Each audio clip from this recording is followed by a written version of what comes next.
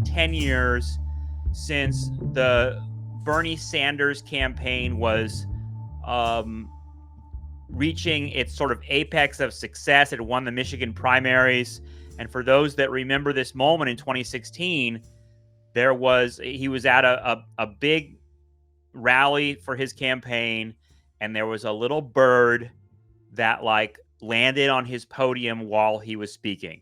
I know that some of you that listen to this show definitely remember that moment, but that moment was important. And I'm glad that all my tweets are deleted, so I don't have to see what I was saying about it back then. I know I would cringe about it, and I'll say more about that in a second. But the idea that there was that a little bird had landed on Bernie Sanders' podium seemed to capture the zeitgeist, seemed to offer some sort of hope, seemed to sort of catalyze a moment that was happening among young people, among people who were sick and tired of the sort of corporate lobbyist wing of the Democratic Party, people that were ready for something more progressive in American politics.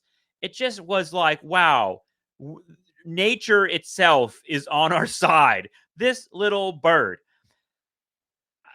I wonder what happened to that moment, because 2016, I think, is when the sort of left Twitter and left podcast world really took off, right? There were some big successes in that world, people that were coming out of nowhere, gaining a lot of traction online, and it seemed like people were discovering, and I say people, I mean a lot of people were discovering the language of the left, the ideas of the left, and Bernie Sanders became the sort of vehicle for that, for better or worse. And, in my own admission, I would probably say I thought it was for worse back then, but now I'm I think I feel the opposite. I think I feel like that was a major victory. The fact that Bernie Sanders was so popular at that moment. But I just wonder what happened in the 10 years since. It feels like the left's brain got broken by Bernie Sanders losing. And that was the last time that they ever felt and I say they, I mean this sort of amorphous group of online influencers, whether they actually have platforms or they're just a bunch of people who are on Twitter and Instagram, etc., whether or not they actually whether or not they really want to engage in politics anymore. It feels like a lot of people took the ball and went home, and they didn't go home, but they sort of fell into this embittered social media position that's very conspiracy driven, that's very stupid in its interpretation of events.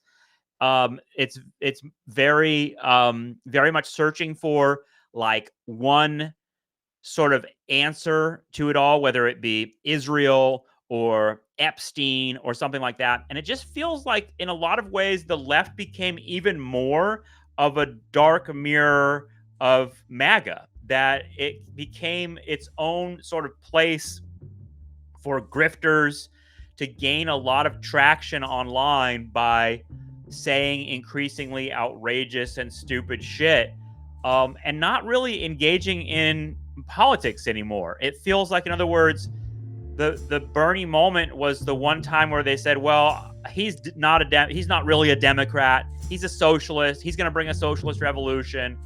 And once Bernie lost, that was it. And a part of me understands that, and I'll just